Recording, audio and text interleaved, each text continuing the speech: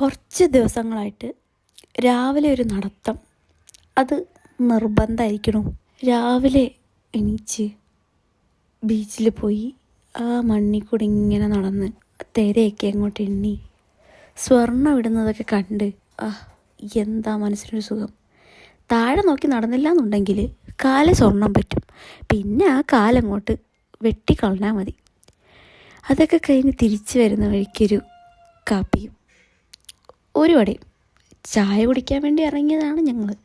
പക്ഷേ ഞങ്ങളുടെ സ്ഥിരം സ്പോട്ടായിട്ടുള്ള ചായവാല ഞങ്ങളെ കുറച്ച് ദിവസങ്ങളായിട്ട് ചതിച്ചു കൊണ്ടിരിക്കുകയാണ്. കട തുറക്കുന്നില്ല. പിന്നെ വേറെ വഴിയില്ല. അങ്ങനെ ഉടുപ്പിൽ പോയി 2 വടയും ഒരു കാപ്പിയും കുടിച്ച് തിരിച്ചിറങ്ങി.